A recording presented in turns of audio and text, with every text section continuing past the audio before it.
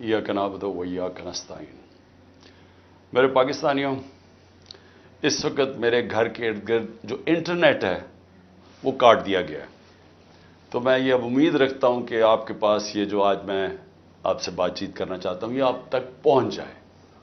मकसद इसका सिर्फ ये है कि आजकल मीडिया मुकम्मल तौर पे कंट्रोल कर लिया गया और एक ही जो हमारे पास रास्ता है सोशल मीडिया, उसको कंट्रोल करने के लिए मेरे घर सारा इंटरनेट काट दिया ताकि मैं किसी भी तरह आप तक अपना पैगाम ना पहुंचा सकूं। तो मैं कोशिश करूंगा कि आप तक मेरी बातचीत पहुंच जाए। देखिए, सबसे पहले मैंने जिस तरह की बर्बरियत, बल्कि मैं इसको कहूंगा यजीदियत, जो आजकल यजीद का आजकल के यजीद जिस तरह की जुल्म तहरीक इंसाफ के लोगों के ऊपर किया जा रहा है, पता नहीं, मुझे लोग कहते थे कि शायद ज़ियाउल हक के ज़माने में पीपल्स पार्टी के लोगों से ऐसा जुल्म हुआ और थोड़े से लोगों से, इतने लोगों से तो कभी हुआ ही नहीं है जुल्म। इस वक्त 10,000 से ज़्यादा हमारे कारकुनों को जेलों में डाला हुआ है। और मैं आपको ये बता दूं कि इतनी मुश्किल हालात हैं आज। आपने गर्मी देखी है, गर्मी की इंतहा है आज। छोटे छोटे पिंजरों में उनको बंद किया हुआ है, खाना उनको सही नहीं मिल रहा, पानी वो तरसते हैं वहां, वकीलों को मिलने नहीं देते, कई जगह हमारे वकील ही नहीं वहां पहुंच सकते। और उनको जिस तरह यानी कि कोई गैर मुल्क दुश्मन है उस तरह रखा हुआ है। बल्कि गैर मुल्क दुश्मन भी प्रिजनर्स ऑफ वॉर के भी हकूक होते हैं। यहां तो सिर्फ इनको एक कि फायदा उठाते हुए जो कोर कमांडर का घर जलाया गया, उसका फायदा उठाते हुए पहले से प्लान बना हुआ था। और मेरा जिस वक्त भी, ये मैं आपको बता दूं, जिस वक्त भी इसके ऊपर इन्वेस्टिगेशन होगी, ये साबित हो जाएगा कि ये प्री प्लान था सब कुछ। सो इसलिए उसके फायदा उठाते हुए एक ऐसा क्रैकडाउन है जो मैंने पाकिस्तान की तारीख में कभी नहीं देखा। सिर्फ यही नहीं कि सिर्फ तहरीक इंसाफ के कारकुनों को अंदर डाला है, सपोर्टर्स को, सोशल मीडिया के लोग जो अपने तौर पर पार्टी में भी नहीं, जो कि पीटीआई के लिए ट्वीट करते थे, उनको भी अंदर डाल दिया है। सारी लीडरशिप अंदर डाली हुई है। और निकलने का सिर्फ एक तरीका है कि एक वो जादू के लफ्ज कह दो, वो जिस तरह होता था ना, खुल जा सम सम। आप जादू का लफ्ज कह दें कि जी मैं तहरीक इंसाफ में नहीं हूं, तो आप रिहा हो सकते हैं। यानी ये मजाक हो रहा है हमारे मुल्क के साथ। किसी भी दौर के अंदर मैंने ये नहीं देखा कि सिर्फ और सिर्फ आपके ऊपर, अगर आप नहीं कहते कि मैं तहरीक इंसाफ में हूं, तो आपके ऊपर जुल्म होंगे, तशद्दुद होगा, आपको इस जगह इस तरह की गर्मी के अंदर आपको दड़बों में बंद कर देंगे। लेकिन जब आप ये कहेंगे कि मैं तहरीक इंसाफ छोड़ रहा हूं, तो सब कुछ ठीक हो जाएगा, आपके सारे गुनाह माफ हो जाएंगे। और फिर मुझे जो हैरत है आज कि कोई ह्यूमन राइट्स की आवाजें नहीं निकल रही। वो जो लोग शोर मचाते थे आज़ादी सहाफत की और बड़ा जुल्म कर रहा है इमरान खान, वो किधर, यानी अब किधर गई है आज़ादी सहाफत? सारा मीडिया दबाया हुआ है, प्रोपेगेंडा चल रहा है, वन साइडेड चीजें जा रही हैं। हमारे लोग अब जाते हुए डरते हैं मीडिया के ऊपर, पकड़ के जेल में डाल देंगे। वन साइडेड चीजें चल रही हैं। लोग अब इतना खौफ और हिरासा फैलाए। और मैंने खुद कहा हुआ है अपने लोगों को कि चुप जाओ। मैं खुद कह रहा हूं अपने कारकुनों को, अपने ऑफिस बेरर्स को, अपने ओहदेदारों को, कोई जरूरत नहीं है आपको सामने आने की। अपने घरों में ना रहो, छुप जाओ। क्योंकि ये जो अंधेरी रात है, ये जो रात में सबसे ज्यादा अंधेरा है, ये ज्यादा देर नहीं चलता। और अल्लाह कुरान में कहता है कि उसको जो सबसे ज्यादा चीज पसंद है, मुश्किल वक्त में सब्र करना। सब्र करें। मुझे पूरी तरह एहसास है कि आपके ऊपर क्या गुजर रही है। लेकिन जो मुझे अफसोस है कि हमारे कोई भी ह्यूमन राइट्स के जो लोग हैं, वो डर डर के कुछ एक आध बयान आ जाता है। और फिर मैं सहाफ़ियों को कहूँगा, मैं समझता था कि हमारे सहाफ़ी बड़े प्रो डेमोक्रेसी हैं, چلے جی میرے بڑے خلاف ہوں گے لیکن ڈیموکریسی کے لیے تو ساتھ ہے. تو وہ یہ جو تماشا ہے یہ کیسے دیکھ رہے ہیں؟ کیا ان کا کوئی ضمیر نہیں جاگ رہا؟ کیا جب انہوں نے شیرین مزاری سے جو ہوا اور جو اس نے پھر آخر میں جا کے پارٹی چھوڑی، کیا ان کو کوئی دل میں آواز نہیں کوئی آئی کہ یہ اس سے بڑا ظلم کیا ہو سکتا ہے ایک معاشرے پہ؟ کوئی آپ کو یہ لگا نہیں؟ جو عورتوں کی تنظیم ہے، جو عورتوں کے حقوق کے اوپر بات کرتی ہے، کہ ایک ایسی عورت جو بیوہ، والدہ اس کی بیوہ، بیٹی ایک جو اس کا دھیان رکھ رہی ہے، جو بلڈ پریشر کی مریض، اس سے جو انہوں نے کیا ہے اس گرمی کے اندر، کبھی ایک جیل میں لے کے جائیں، اس کے بعد ادھر سے نکال کے دوسرے جیل میں لے جائیں، ادھر عدالت اس کو ضمانت دے، کوئی اور کیس میں پکڑ کے لے جائیں، گجرات لے گئے اس گرمی کے اندر. تو بلڈ پریشر کی شیرین، ہمیں پتہ ہے اس کی صحت نے یہ اجازت ہی نہیں دینا تھا. میں نے تو شکر کیا کہ اس نے اس ظلم سے اپنے آپ کو بچانے کے لیے اس نے پارٹی سے ریزائن کیا. لیکن کس کو نقصان ہوا؟ پاکستان کی پالیٹکس کو نقصان ہوا. شیرین ہماری ٹاپ پارلیمنٹیرین تھی. میری کیبنٹ کے اندر وہ منسٹر تھی جو جس طرح وہ پڑھ لکھ کے ایک ایک ایشو کے اوپر آتی تھی، کوئی اور کیبنٹ منسٹر، ایک ہماری ڈاکٹر ثانیہ تھی، کہ اتنی محنت کر کے کبھی کیبنٹ میٹنگ میں نہیں آئی جو شیرین آتی تھی. اس کے علاوہ سارے اس کے دشمن بھی جانتے ہیں کہ وہ ایک محب وطن پاکستانی، وہ کبھی بھی اینٹی پاکستان کا نہیں سوچ سکتی تھی. شیرین مزاری جان دے لیکن وہ ایک پاکستان کے ہر کاز کے لیے کھڑی ہوتی تھی. جو لوگ اس کو الٹرا نیشنلسٹ کہتے تھے، کئی دفعہ وہ کئی ناراض ہو جاتے تھے کہ وہ بڑی سخت باتیں کرتی تھی، لیکن وہ نظریاتی عورت تھی.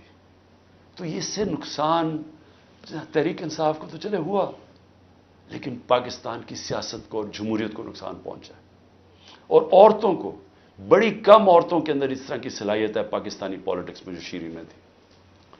لیکن اس کے علاوہ مجھے آج پیغام آیا ہے کہ جی میں اب اور برداشت نہیں کر سکتا. انہوں نے میرے گھر پہ لوگ بھیجے، گھر کے اندر گھس گئے لوگ، انہوں نے آ کے رات کو بیوی، میرا 13 سال کا بچہ وہاں اندر گھس گئے، میری بزنسز کے اوپر، میرے رشتہ داروں کے اوپر پریشر ڈال دیا. لیکن کہتا آخر میں انہوں نے کہا میں تمہارے 13 سال کے بیٹے کو اٹھا کے لے جائے گیا. تو میں جی اور پریشر برداشت نہیں کر سکتا، وہ بھی چھوڑ گیا. تو یہ اس وقت کا حالات ہے کہ کسی نہ کسی طرح پی ٹی آئی کو چھوڑیں گے، سب کچھ گناہ معاف ہو جائیں گے. میں اس وقت مجھے حیرت ہو رہی ہے، اور مجھے کئی لوگوں کے اوپر خود پتا ہے کہ ان کے اوپر کتنا پریشر تھا، کیونکہ مجھے بتاتے رہے کہ یہ کر رہے ہیں، اب یہ وہ کر رہے ہیں، اب میری بزنس بند کر دی ہے. اوکاڑا کے اندر اس کے کسی کا گھر بن رہا تھا وہ گرا دیا، بلڈوز کر دیا. کسی کی دکانیں تھی وہ گرا دی جا کے. تو میں پھر سے، کیا یہ ہمارے وہ لوگ جو کہ بڑے جمہوریت کے سپاہی تھے اور وہ ہیومن رائٹس آرگنائزیشنز، کیا ان کو یہ نظر نہیں آ رہا کہ یہ نہیں ہے کہ یہ صرف تحریک انصاف کو نقصان پہنچ رہا ہے، یہ ہماری جمہوریت ختم کی جا رہی ہے. یہ وہ دور آ رہا ہے کہ اس کے اندر جمہوریت ختم ہو جائے گی، کیونکہ اس میں صرف یہی نہیں ہو رہا. ایک جو بنیادی چیز ہوتی ہے جمہوریت میں، فنڈامنٹل رائٹس، بنیادی حقوق کی حفاظت کی جاتی ہے جمہوریت میں. مغرب کے اندر، یورپ میں، انگلینڈ میں لوگ کیوں جاتے ہیں؟ اپنے ٹیکس دیں، قانون نہ توڑیں، آزاد ہوتے ہیں. کوئی ان کے بنیادی حقوق کے خلاف نہیں جا سکتا، وہ عدالت ان کی حفاظت کرتی ہے. ہاں تو بنیادی حقوق ہی ختم ہو گئے، فنڈامنٹل رائٹس کا معنی ہی ختم ہو گیا یہاں. یعنی جو میڈیا سے انہوں نے کیا، عمران ریاض سے کیا کیا؟ عمران ریاض سب سے زیادہ اس کی یوٹیوب کے اوپر ویورشپ تھی. اس کو ابھی تک عدالتوں نے بار بار کہا کہ ہمارے سامنے اس کو پیش کرو. کیوں نہیں پیش کر رہے؟ مجھے خوف ہے کہ اس کے اوپر تشدد اتنا کیا ہوگا کہ وہ عدالت میں لاتے ہوئے سے ڈر رہے ہیں. یہ ارشد شریف کے بعد یہ دوسرا ہے. کہ ارشد شریف سے جو انہوں نے کیا ہے، تو کدھر ہے ہماری صحافی کمیونٹی؟ کیونکہ چلیں ٹھیک ہے، آج تو چلے ہمارے پر برا وقت ہے، یہ تو آپ کے اوپر بھی آئے گا۔ اگر ایک دفعہ فنڈامنٹل رائٹس ختم ہو جاتے ہیں ایک معاشرے میں، تو معاشرے میں تو جنگل کا قانون ہے۔ آپ نے طاقتور کی بات نہ مانی، آپ سے بھی یہ ہوگا۔ آپ نے طاقتور کی غلامی کر لی، سب کچھ ٹھیک ہو جائے گا، آپ کو معاف بھی کر دیا جائے گا، بلکہ آپ غلط کام بھی کریں تو آپ کو معاف کر دیا جائے گا۔ آپ مجرم ہو قوم کے، آپ منی لانڈرر ہو، آپ کے لنڈن میں اربوں روپے کی پراپرٹیز ہوں جو آپ بتا ہی نہیں سکتے کہ کدھر سے ہے، آپ کو معاف کر دیا جائے گا کیونکہ آپ طاقتور کے ساتھ کھڑے ہیں۔ لیکن کمزور کو بچانے والا کوئی نہیں ہوگا، کیونکہ جب فنڈامنٹل رائٹس ختم ہوتے ہیں جو ہو گئے ہیں پاکستان میں۔ اور مجھے یہ ابھی تک بتائیں، 25 لوگ شہید ہوئے ہیں، 69 لوگوں کو گولیاں ماری گئیں۔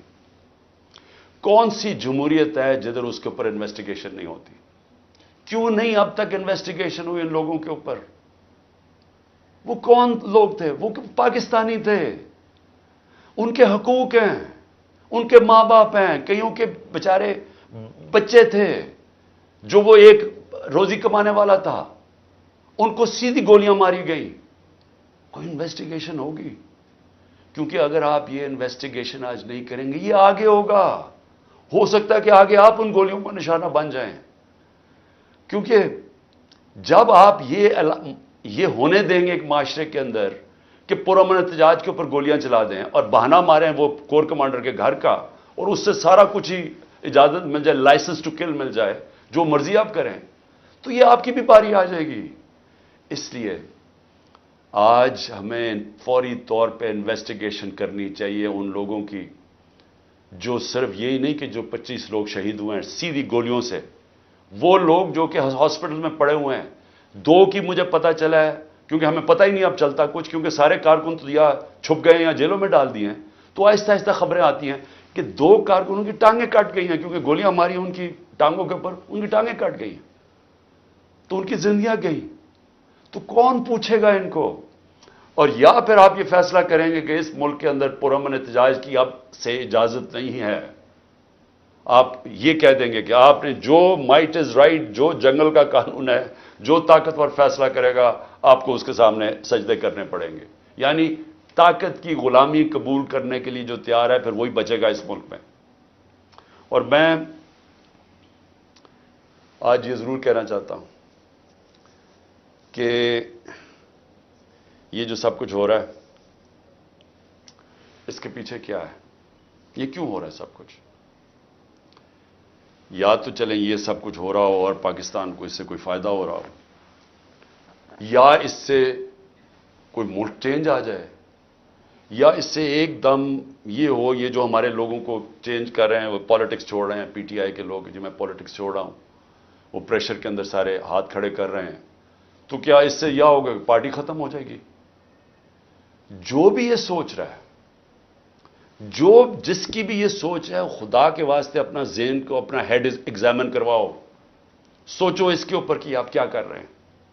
کبھی آئیڈیا بھی مارا جاتا ہے اس ظلم سے، یعنی کبھی ایک نظریہ بھی اس طرح ختم ہوتا ہے۔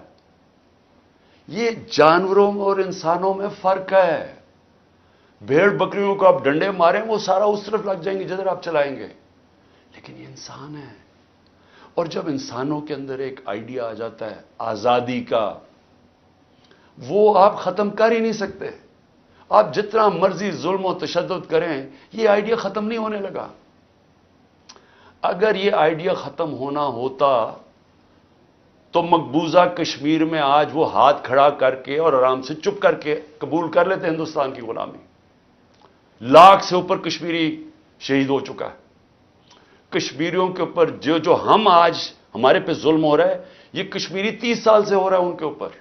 ان کے بھی گھروں میں گھس جاتی ہے رات کو پولیس، لوگ اٹھا کے لے جاتے ہیں، نوجوانوں کو اٹھا کے لے جاتے ہیں، جیلوں میں ڈال دیتے ہیں، ان کو بھی کوئی پوچھنے والا نہیں ہے، ان کے بھی کوئی فنڈامنٹل رائٹس نہیں ہیں، ان کے سارے لیڈروں کو بند کر دیا ہے، وہاں بھی میڈیا کے اوپر کنٹرول کیا ہوا ہے۔ لیکن جس وقت موقع ملے گا کشمیریوں کو اپنی آواز سنانے کا، ایک آواز سے سارا کشمیری کہے گا آزادی، ایک آواز سے کہیں گے؟ انہوں نے جتنی بربریت کی ہے ہندوستان نے وہاں، اس کا کیا ہوا ہے؟ اس کا نتیجہ یہ ہوا ہے کہ جو پرو انڈین پولیٹیشین تھے وہی ختم ہو گئے ہیں. اب جو انڈیا کی بات کرتا ہے اس کو کوئی ووٹ ہی دینے کے لیے نہیں تیار. تو بجائے وہ ان کو یعنی کامیاب ہونے کے انہوں نے اور ہی کشمیری لوگوں کو آزادی کی طرف دھکیل دیا. یہی ہو رہا ہے پاکستان میں. آپ جتنا مرضی کریں گے, کبھی کوئی پارٹی جس کا جب ووٹ بینک بن جاتا ہے, جو آج ماشاءاللہ تحریک انصاف کا بن گیا ہے, ان حربوں سے اس کو آپ ختم نہیں کر سکتے. یہ بڑھتی جائے گی اب پارٹی. لوگوں کے اندر غصہ ہے, یہ جو دیکھ رہے ہیں تماشا. کیا لوگ بیوقوف ہیں؟ ان کو نظر نہیں آ رہا کیا ہو رہا ہے؟ آپ بشک میڈیا کے اوپر جو مرضی کنٹرول کر لیں. لوگ جب مجھے ابھی بھی یاد ہے جب ذوالفقار علی بھٹو کے ایوب خان کے دور میں جب اس کے اوپر سینسرشپ تھی تو ہم اس کا ایک ایک فقرہ ڈھونڈا کرتے تھے. 2 لائنیں بھی ہوتی تھی. وہ اس وقت پاکستان ٹائمز یا وہ نوائے وقت ہوتا تھا یا جنگ ہوتا, ایک ایک فقرہ ڈھونڈتے تھے اس کا کہ وہ کیا کہا اس نے. اور اب سوشل میڈیا کا زمانہ ہے, تو اب آپ کیسے بند کریں گے؟ لوگوں کو تو انفارمیشن اب مل رہی ہے. لوگوں کو تو یہ پتہ چل گیا کہ یہ سارا سٹیج مینج تھا, یہ پوری کانسپریسی کی ہوئی تھی, پری پلان بنا ہوا تھا.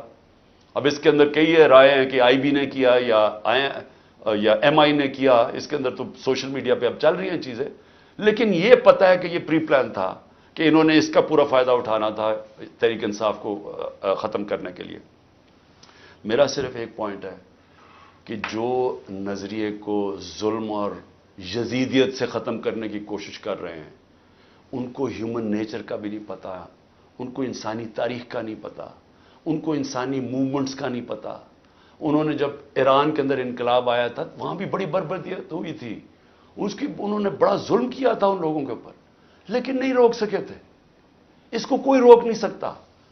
میری یہ بات مان لیں, اس وقت یہ سارے لوگوں کو آپ پکڑتے جائیں, ہمارے سارے پارٹی کے, اور میں ویسے آج سلام کرتا ہوں ان لوگوں کو کہ اتنے پریشر کے باوجود ہماری لیڈرشپ کھڑی ہے آج, کہتی نہیں ہم تحریک انصاف میں. میں ان کو خاص طور پہ سلام کرتا ہوں کیونکہ مجھے پتہ ہے ان کے اوپر کیا گزر رہی ہے.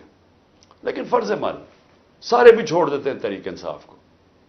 میں آج آپ کو کہہ رہا ہوں, جس کو میں پی ٹی آئی کا ٹکٹ دوں گا وہ انشاءاللہ جیتے گا, اور وہ اس لیے جیتے گا کہ لوگ فیصلہ کر بیٹھے ہیں.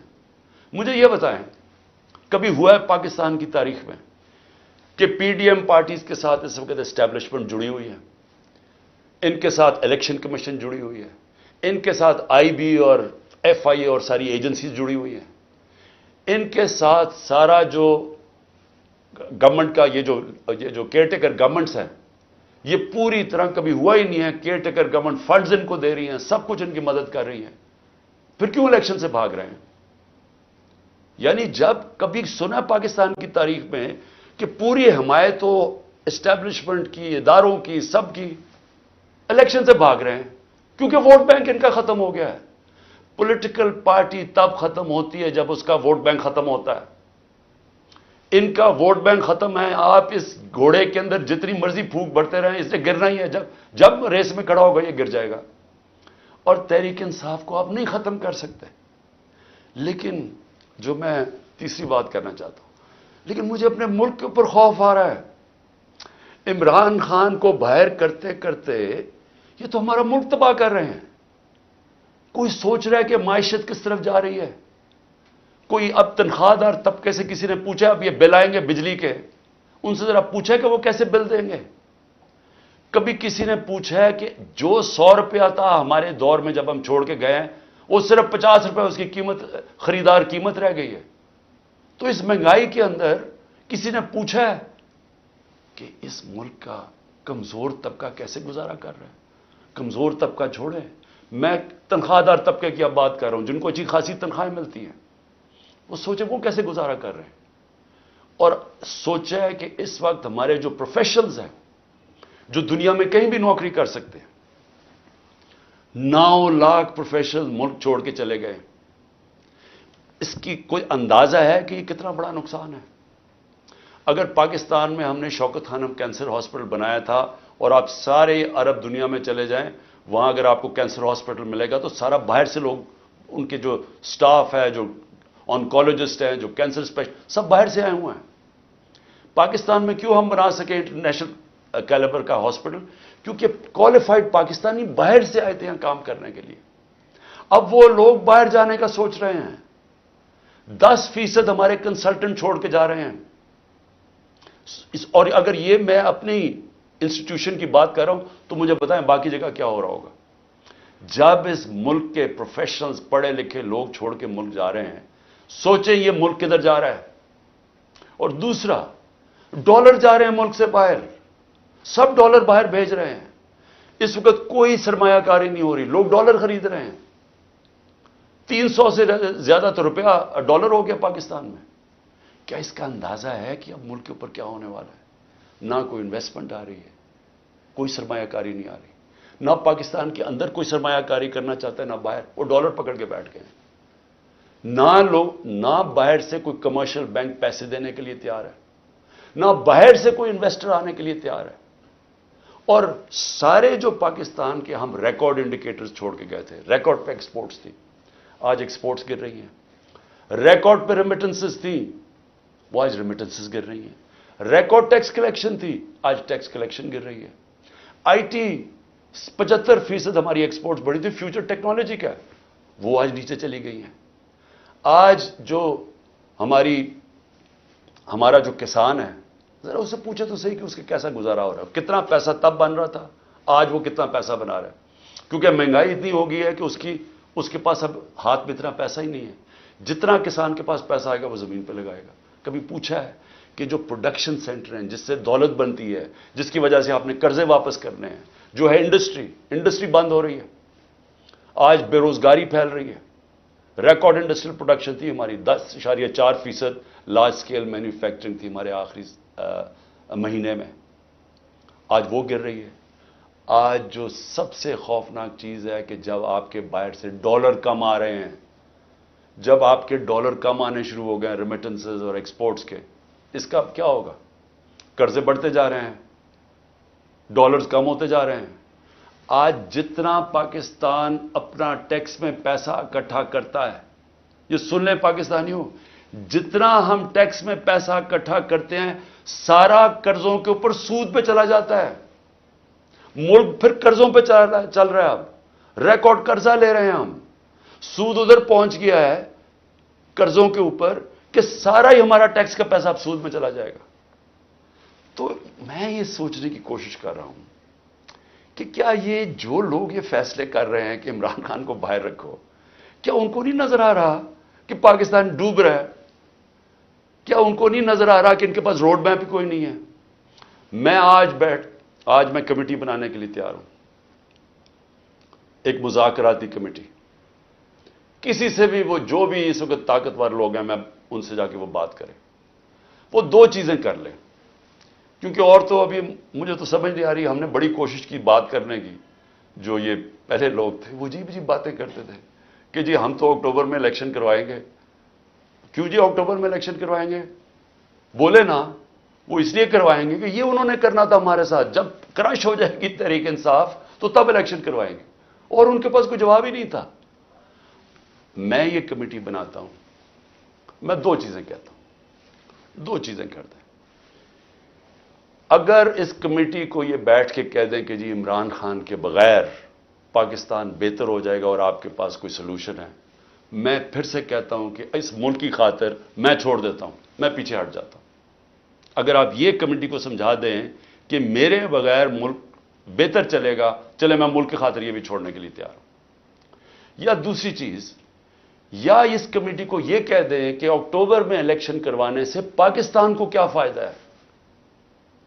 یہ تو ہمیں سمجھ آ رہی ہے کہ اکتوبر تک تحریک انصاف کو ان کا خیال ہے کرش کر دیں گے, لیکن پاکستان کو کیا فائدہ ہے؟ ہم کیوں اکتوبر تک انتظار کر رہے ہیں جب ملک نیچے جا رہا ہے؟ یا یہ 2 چیزیں کنونس کر دیں. میں اس کی کمیٹی بناؤں گا, میں انشاءاللہ کل اناؤنس کر دوں گا. لیکن میں آج آخر میں 2 چیزوں پہ ختم کرتا ہوں. ایک تو آخر میں تو میں القادر کے اوپر بات کرنا چاہتا ہوں, جو 4 گھنٹے میں 4.5 گھنٹے مجھے نیب میں بٹھایا کل انہوں نے, اس کے اوپر بات کرنا چاہتا ہوں. لیکن اس سے پہلے میں اپنے سپریم کورٹ کے ججز سے آج اپنی قوم کی طرف سے اپیل کرتا ہوں. دیکھیں, آپ اس وقت ہماری آخری امید ہے. پاکستان میں اب رول آف لا ختم ہو چکا ہے. آئین اس ملک کے اندر تقریباً ختم ہو چکا ہے. جب 14 میں میرا یہ رائٹ تھا، میں نے اسمبلیز اپنے آئین کے مطابق ڈیزالو کی تھیں، 2 اپنی اسمبلیز میں نے اپنے آئین کے مطابق ڈیزالو کی تھی کہ 90 دن میں الیکشن ہوگا. کدھر گیا الیکشن؟ 14 مئی کی انہوں نے ڈیٹ دی چیف جسٹس صاحب نے اور سپریم کورٹ. 14 مئی گزر گئی، کسی کو کچھ فرق ہی نہیں پڑا.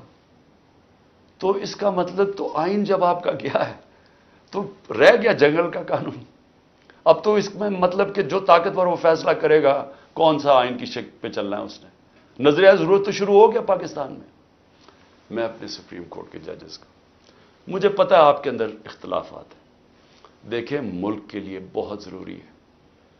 آپ نے اگر اس ملک کی جمہوریت کو نہ بچایا اور آخری امید اب آپ رہ گئے، یہ تاریخ آپ کو معاف نہیں کرے گی. کیونکہ جا رہا ہے جس طرح پاکستان جا رہا ہے، یہ ساری ہماری ڈیموکریسی کو ڈسمینٹل کیا جا رہا ہے. سارے جو جمہوریت کے ادارے ہیں وہ ایک ایک کر کے تباہ کیے جا رہے ہیں. یا جمہوریت نہیں ہے اب. ہم تو میں بیٹھا ہوتا ہوں ہر روز کہ کس دن آ کے مجھے پکڑ لیں گے. ایک دم انٹرنیٹ بند کر دی پکڑ کے. یعنی کون سی جمہوریت میں ہوتا ہے؟ سارے لوگوں کو جیلوں میں ڈال دے. مجھے یہ نہیں پتا میں اب کسے کانٹیکٹ کسے کروں. میرے سے کانٹیکٹ ہی کوئی نہیں ہو رہا. نہ مجھے لیڈرشپ ملتی ہے نہ کوئی ملتا ہے. جو میں زوم پہ میٹنگ کرتا تھا انہوں نے وہ انٹرنیٹ بند کر زوم ہی ختم کر دیا. تو میں تو تیار بیٹھا ہوں کہ جو بھی کرنے کے لیے آئیں گے جب بھی پکڑیں گے. میں تو خیر تیار بیٹھا ہوں، ہر روز تیار ہوتا ہوں. لیکن میں آپ سے سپریم کورٹ کے ججز صاحبان، دیکھیں قوم آپ کی طرف دیکھ رہی ہے اور یہ آپ کی یونٹی اس قوم کے لیے بہت ضروری ہے.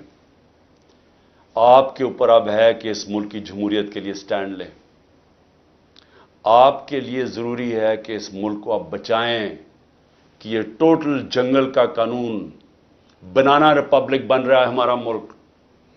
یہاں کسی شہری کو اس وقت جو آج آواز اٹھاتا ہے، کوئی تنقید کرتا ہے، اس کو یا اٹھا کے لے جاتے ہیں یا اس کو مارے پڑتی ہیں یا ان کی بزنسز بند کر دیتے ہیں. یعنی یہ تو ایسے لگ رہا ہے کہ ہم وہ ہٹلر کے گسٹاپو کے دنوں میں بیٹھے ہوئے ہیں. یعنی ہمارے لیے تو وہ دن آ گئے. تو موزز سپریم کورٹ کے ججز صاحبان، یہ آپ کے اوپر بہت بڑی ذمہ داری ہے. اور اللہ ان لوگوں کو، جن لوگوں کو ذمہ داری دیتا ہے، ان کے اوپر امتحان بھی بڑا ڈالتا ہے. یہ آپ کے اوپر ہے ہماری جو رئیس جمہوریت ہے اس کو بچانا، کیونکہ ہمیں اور اب کوئی امید نہیں نظر آ رہی. آخر میں القادر کے اوپر دیکھیے جی، اب آپ نے ایسے سمجھنا ہے کہ یہ ساری جو ایک کیبنٹ کے اندر فیصلہ ہوا تھا 3 دسمبر 2019 میں، اب آپ نے ایسے دیکھنا کہ آپ میرے کیبنٹ ممبرز ہیں اور آپ نے کیا فیصلہ کرنا ہے. یہ میں نے اب سارا میرا جو کیس بنا ہوا ہے وہ یہ کہہ رہے ہیں کہ یہ عمران خان آپ نے فیصلہ غلط کیا. آپ نے یہ فیصلہ اس لیے کیا کہ وہ القادر ٹرسٹ جو 1 سال پہلے بننا شروع ہو گیا تھا، آپ نے فیصلہ کیا اور اس کی گراؤنڈ بریکنگ ہو گئی تھی اس سے 7 مہینے پہلے. لیکن یہ کہہ رہے ہیں کہ وہ القادر ٹرسٹ میں کیونکہ آپ کو فائنینشلی فائدہ ہوا جو کہ نہیں ہوا، اس لیے آپ نے یہ غلط فیصلہ کیا. اب یہ فیصلہ کیا تھا ذرا آپ نے سمجھنا ہے کہ آپ میرے کیبنٹ ممبر ہیں. کیبنٹ کے سامنے یہ چیز رکھی گئی کہ جی ہمارے ایک ملک ریاض کے اور این سی اے ہوتا ہے نیشنل کرائمز، ان کی نیشنل کرائم ہوتی ہے ایجنسی. وہ این سی اے نے ملک ریاض کے پیسے فریز کر دیے 190 ملین پاؤنڈ انگلینڈ کے اندر. اور ورڈ یہ سنیں، انہوں نے کہا یہ سسپیشس ٹرانزیکشن ہے. انہوں نے منی لانڈرنگ نہیں کہا. انہوں نے کہا کہ ہمیں شک ہے کہ یہ پیسہ یہ وائٹ پیسہ نہیں ہے، یہ بلیک کا پیسہ ہے. انہوں نے پیسے فریز کر دیے. ملک ریاض اور این سی اے کے بیچ میں ایک اگریمنٹ ہو جاتی ہے، ان کے وکیل اگریمنٹ کر لیتے ہیں. اس اگریمنٹ کے تحت یہ فیصلہ ہوتا ہے، ملک ریاض کہتا ہے کہ یہ جو 190 ملین پاؤنڈ ہے، یہ میں پاکستان میں جو میں نے سپریم کورٹ کو وعدہ کیا تھا، جو میرے اوپر جرمانہ لگا تھا، میں یہ اس اکاؤنٹ میں ڈالنا چاہتا ہوں سپریم کورٹ کے. ہماری کیبنٹ کے سامنے اب یہ آتا ہے کہ آپ کے پاس 2 چوائسز ہیں. اگر آپ اس کو، یہ اگریمنٹ کو کانفیڈینشل رکھیں گے یعنی آپ کیبنٹ کے اندر کھولیں گے نہیں، کیونکہ انہوں کا یہ تھا کہ جب کیبنٹ میں اگریمنٹ کھلے گی تو وہ پبلک ہو جائے گی، کیونکہ کیبنٹ کے منٹس پبلک ہو جاتے ہیں۔ تو انہوں نے کہا کیونکہ وہ پبلک ہو جائے گی اس لیے ہم اس کو کانفیڈینشیل رکھتے ہیں، لیکن اگر عدالت کھولنا چاہے تو وہ کھول سکتی ہے، یا کوئی ایجنسی نیب کوئی کھولنا چاہے کھول سکتی ہے۔ یہ تھی اگریمنٹ۔ لیکن اگر آپ یہ نہیں مانتے، اب یہ ذرا غور سے سنیں، اگر آپ اس کو کانفیڈینشیل نہیں رکھتے تو آپ کو پاکستان کی گورنمنٹ کو برطانیہ کے اندر جا کے کیس کرنا پڑے گا کہ یہ جو 190 ملین پاؤنڈ ہے یہ پاکستان سے منی لانڈرنگ ہو کے گیا ہے، اور آپ کو ثابت کرنا پڑے گا کہ یہ پاکستان سے منی لانڈرنگ ہوئی ہے۔ اب سمجھ گئے؟ اب اگر آپ یہ کیس ہار گئے تو یہ پیسہ انگلینڈ میں ہی رہ جائے گا، یہ آپ کا 190 ملین پاؤنڈ چلا جائے گا، یہ انگلینڈ میں رہ جائے گا۔ تو اگر آپ کو وہ کیس جیت جاتے ہیں تو پھر وہ پاکستان میں آئے گا، اور وہ دوسری مد میں آئے گا، وہ آئے گا اس مد کے اندر کہ یہ جو سپریم کورٹ کی جو اکاؤنٹ ہے اس میں نہیں جائے گا، گورنمنٹ آف پاکستان کو آ جائے گا منی لانڈرنگ کا۔ اب کیبنٹ کے اندر ڈسکشن کیا ہوتی ہے؟ ہمیں بتایا جاتا ہے کہ $100 ملین پاکستان لٹیگیشن میں، یعنی ہم وکیلوں کو دے بیٹھے ہیں اور پیسہ ڈوب چکا ہے $100 ملین، اور کچھ نہیں ہمیں ملا واپس۔ ہمیں لیگل ایکشن سے آج تک ایک آنا نہیں ملا، اور انہوں نے کہا یہ 5-6 سال لٹیگیشن چلے گی، اور کوئی گارنٹی نہیں ہے کہ آپ ثابت کر سکیں گے کہ جی منی لانڈرنگ کا پیسہ ہے آپ یہ، اور اگر آپ نے ثابت نہ کیا تو یہ پیسہ انگلینڈ چلا گیا۔ اب یہ تھا کیبنٹ نے کیا فیصلہ کیا، آپ کیا فیصلہ کریں گے کہ کیا مجھے 190 ملین پاؤنڈ مل رہا ہے وہ پاکستان آ جائے اسی وقت؟ ہمیں بڑی ڈالرز کی ضرورت تھی، ہمیں ہمیشہ ہوتی ہے، آج بھی ہمیں ڈالرز کی ضرورت ہے، اور کبھی اتنا پیسہ پاکستان نہیں آیا۔ کیا ہم اس پیسے کو فوری طور پہ لے آئیں اور سٹیٹمنٹ میں کر دیں، یا پھر ہم قانونی کارروائی میں پڑیں جو کہ 5-6 سال چلے گی اور پتہ نہیں پیسہ آئے گا نہیں؟ مجھے ایک آدمی بتا دیں کہ جو اس سے اختلاف کرے گا کہ وہ پیسہ پاکستان لے آؤ۔ میں یہ پوچھنا چاہتا ہوں کہ کون سا احمق ہوگا جو پتا ہوگا کہ آپ نے کیس بھی نہیں، یعنی کون سا یہ جوا کھیلے گا اور 5-6 سال انتظار کرو اور ہو سکتا ہے پیسہ ہی نہ آئے؟ تو ساری کیبنٹ نے فیصلہ کیا کہ جناب ٹھیک ہے، کانفیڈینشیل اگریمنٹ ہم مان لیتے ہیں، پیسہ پاکستان آ جاؤ۔ پیسہ پاکستان آ گیا، اسٹیٹ بینک کے اندر ڈپازٹ ہو گیا، سپریم کورٹ کے اندر وہ پیسہ ڈپازٹ ہو گیا 190 ملین پاؤنڈ۔ اب اگلی بات، اب نیب مجھے کہہ رہی ہے کہ آپ نے یہ اس لیے بدنیتی سے کیا کیونکہ آپ نے ملک ریاض نے آپ کے لیے القادر ٹرسٹ جو ہے وہ اس نے جو سارا اس کا سپانسر وہ تھا، تو آپ نے اس کو فائدہ پہنچانے کے لیے کر دیا۔ بھئی سوال بڑا سمپل ہے، آج آپ کے پاس 190 ملین پاؤنڈ پڑا ہوا ہے سپریم کورٹ میں، نیب آج کہے کہ یہ غلط مد میں پیسہ آ گیا ہے، آپ جا کے انگلینڈ کے اندر کیس کریں اور ثابت کر دیں کہ منی لانڈرنگ کا پیسہ اور وہ ادھر سے ادھر چلا جائے گا۔ یعنی آپ کو کون روک رہا ہے اس چیز میں؟ کیونکہ آپ نے صرف ثابت کرنا ہے کہ منی لانڈرنگ کا پیسہ، جا کے کیس کر کے کر دیں، پیسہ تو پاکستان آ گیا، تو کون چیز کیا آپ کو روک رہی ہے؟ اگر آپ یہ سمجھتے ہیں کہ غلط مد میں چلا گیا تو آپ کے پاس تو اپرچونٹی ہے، نیب تو کیس کر سکتا ہے، کیوں نہیں کیا ابھی تک کیس؟ صرف مجھے ذلیل کرنے کے لیے، اور یہ کہہ رہے ہیں کہ مجھے ذاتی طور پہ فائدہ ہوا۔ اب القادر کیا ہے؟ میں نے یہ فیصلہ کیا تھا کہ جب بھی مجھے اللہ نے موقع دیا، 2 چیزیں میں نے کی۔ رحمت للعالمین اتھارٹی سیٹ اپ کی کہ میں اپنے بچوں کو سیرت نبی اسکولوں سے شروع کریں، ریسرچ کروائیں، ہمارا کیریکٹر بلڈنگ شروع ہو، ہماری اخلاقیات بالکل ختم ہو چکی ہے، اس کو ہم اٹھائیں اپنے نبی کی سیرت کے ذریعے۔ اور دوسرا میں نے یہ یونیورسٹی رحمت للعالمین اتھارٹی، اور یہ دوسرا یونیورسٹی کا سوچا، القادر یونیورسٹی، جس میں ہم نے کوشش یہ کی کہ سیرت نبی کے اوپر ہم ریسرچ کریں، انٹرنیشنل اسکالرز کو میں نے انگیج کیا، اور پھر ٹیکنالوجی بھی پڑھائی جائے بچوں کو۔ یہ اس کا مطلب تھا کہ ماڈرن ٹیکنالوجیز بھی پڑھائیں، آرٹیفیشل انٹیلیجنس ایسی، اور ساتھ ساتھ اپنی لیڈرشپ ڈیولپ کریں سیرت نبی کے اوپر، ان کے کیریکٹر کے اوپر، اور لوگوں کو تیار کریں۔ میری جو بیوی بشرا بیگم، ان کے اوپر وارنٹ نکال دیے گئے، کس چیز کے؟ کہ وہ ایک ٹرسٹی ہیں، ان کو میں نے ٹرسٹی رکھا۔ کیوں ٹرسٹی رکھا؟ کیونکہ سیرت نبی میں ان کو انٹرسٹ ہے، انہوں نے بڑی پڑھا ہوا ہے اس چیز کے اوپر، انہوں نے پڑھا، یعنی وہ ان کا شوق ہے کہ یہ سیرت نبی پھیلائی جائے، تو اس کو ٹرسٹی رکھ دیا۔ ٹرسٹی کو لکھا ہوا ڈیڈ میں نہ ایک آنا مل سکتا ہے، نہ ان کی تنخواہ ہے، نہ کوئی پیسہ مل سکتا ہے، نہ ان کا پراپرٹی میں کچھ ہے، ان کا کوئی تعلق نہیں ہوتا۔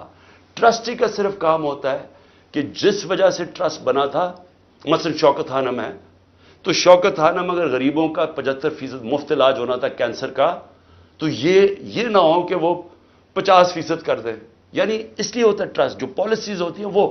باقی پروفیشنل چلایا جاتا ہے، چاہے وہ القادر ہو، چاہے نمل یونیورسٹی، چاہے شوکت خانم ہو۔ نہ مجھے 1 روپے کا فائدہ آج تک شوکت خانم سے ہوا ہے، نہ نمل یونیورسٹی سے ہوا، اور نہ القادر سے ہوا، کیونکہ القادر ایک پروفیشنل اب وہ چل رہا ہے، وہاں سارے بچوں کو مفت تعلیم مل رہی ہے، جو بھی القادر میں پڑھ رہے ہیں سب کو مفت مل رہی ہے، اور ان کو جس طرح میں نے آپ کو کہا کہ اس کا مقصد کیا۔ یہ کہہ رہے ہیں نیب کہ مجھے ذاتی طور پہ فائدہ ہوا، کدھر؟ اچھا، کیونکہ پیسے کا تو کوئی بتا نہیں سکتے، مجھے کیا پیسے کا فائدہ ہوا؟ تو کہہ رہے نہیں سیاسی طور پہ آپ کو فائدہ ہوا، کہ جس طرح القادر سے میری سیاست جم گئی۔ یہ ہے کیس۔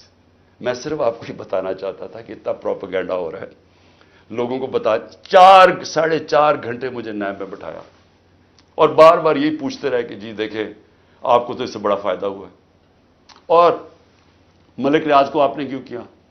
بھئی ملک ریاض کو اس لیے کیا کہ پاکستان کے سب سے بڑا بلڈر ہے وہ ہے ملک ریاض، اور ملک ریاض میرا کیا انٹرسٹ تھا، وہ اس کے پاس جو موبلائزنگ اکوپمنٹ ہے وہ سب سے تیزی سے کام کرتا ہے، یعنی وہ اگر آپ اسے کہے کوئی اتنی تیز کام نہیں کرتا جتنا ملک ریاض کی کنسٹرکشن کرتی ہے۔ میرا انٹرسٹ کیا تھا کہ وہ جلدی سے سیٹ اپ ہو، القادر جتنی جلدی سیٹ اپ ہو، اور میں اگر پرائم منسٹر تھا میں ان کو فائدہ پہنچا سکوں، انٹرنیشنل اسکالرز لا سکوں ہوتے ہوئے اس وقت۔ میرا تو صرف یہ انٹرسٹ تھا، اور مجھے اس سے کیا انٹرسٹ ہے؟ جس طرح ہر سال شوکت خانم میں 9 ارب روپیہ اکٹھا ہوتا ہے، تو کیا وہ میری ذات کے لیے ہو رہا ہے؟ اس لیے میں چاہتا تھا کہ میں آپ کو کلیئر کر دوں کہ جس طرح کی کوششیں کی جا رہی ہیں، اور مجھے جو انہوں نے پکڑا تھا نیب میں، وہ اتنی بدنیتی تھی کہ انہوں نے 28 کو ایک دم میری جو انکوائری کو انویسٹیگیشن میں بدل دیا، مجھے انکوائری رپورٹ ہی نہیں دکھائی، اور 28 کو انکوائری سے انویسٹیگیشن کرتے ہیں، 1 تاریخ کو میرا وارنٹ نکال دیتے ہیں، اور مجھے پتہ ہی نہیں ہے کہ قانون کہتا ہے کہ انکوائری میں میرا جواب آنا چاہیے۔ اور جس دن میں اٹھاتے ہیں مجھے وہاں سے رینجرز آ کے، مجھے جس آپ کے سامنے جو طریقہ انہوں نے اختیار کیا مجھے اٹھانے کا، اس دن میں بیل لینے کے لیے بیٹھا ہوا تھا، کیونکہ ہمیں اخباروں سے پتا چلا کہ انہوں نے انویسٹیگیشن کر دیا، کوئی انصار عباسی کا آرٹیکل آیا 30 اپریل کو، تب ہمیں پتا چلا کہ انہوں نے انویسٹیگیشن کر دیا۔ میرے وکیل نے لکھا لاہور اسلام آباد ہائی کورٹ کو، یہ کیا مذاق ہو رہا ہے؟ تو میں اس دن اسلام آباد ہائی کورٹ اس پہ جا رہا تھا عدالت میں، جب انہوں نے ادھر سے اغوا کر کے باہر لے گئے اور پکڑ کے، جب میں جب جیل میں پہنچا تو پہلے ہی دفعہ تب انہوں نے مجھے انکوائری رپورٹ دکھائی۔ تو یہ تھا سارا ڈرامہ، میں نے کہا آپ سب کو بتا دوں۔ آخر میں اپنی ساری قوم کو کہنا چاہتا ہوں کہ دیکھیں یہ جو برا وقت ہے یہ ایک اللہ کا نظام ہے، اس میں ہمیں صبر کرنا چاہیے، کوئی ہمیں اس میں دل برداشتہ نہیں ہونا چاہیے۔ قوموں کی زندگیوں میں یہ مشکل وقت آتے ہیں، اور کئی میرے لوگ بہت مشکلوں سے گزر رہے ہیں، لیکن باقی ساری قوم کو میں ایک چیز کہنا چاہتا ہوں، اپنے ذہن میں ڈال لیں کہ اس طرح کی غلامی، یہ شذیدیت، اس طرح کی غلامی کو قبول کرنے سے بہتر ہے مر جاؤ۔ اللہ نے آزادی کو کیوں اتنا بڑا رتبہ دیا؟ کیوں جو انسان اپنی آزادی کے لیے لڑتا ہے اللہ نے اور مرتا ہے تو اس کو شہید کہتا ہے، اور جو بچتا ہے اس کو غازی کہتا ہے۔ پیغمبروں کے بعد شہید کا سب سے بڑا رتبہ ہے، کیوں ہے؟ کیونکہ اللہ نے آپ کو بتایا ہے کہ انسان آزاد میں نے پیدا کیا ہے، لا الہ الا اللہ۔ وہ کسی انسان کی غلامی کے لیے نہیں اس نے ہمیں پیدا کیا۔ یہ جو ہمیں غلامی کروا رہے ہیں کہ پکڑ کے جناب دبا کے، گلا دبا کے، اور کہیں کہ جناب میں تحریک انصاف چھوڑ رہا ہوں، اس لیے نہیں پیدا کیا۔ اور قوم جب ظلم کے سامنے سر جھکا دیتی ہے، خوف کے بت کے سامنے جھک جاتی ہے، وہ قوم تباہ ہو جاتی ہے. اس لیے حوصلہ رکھنا ہے. آپ کا کپتان جب تک اس کے اندر خون ہے وہ کھڑا ہے. آخری گیند تک لڑنے والا کیپٹن ہے آپ کا. ہار ماننے کا سوال پیدا ہی نہیں ہوتا. جو بھی یہ کریں گے میں اس کے لیے تیار ہوں. اسی قوم کو بھی میں یہ کہنا چاہتا ہوں کہ آپ نے کسی صورت ہار نہیں ماننی.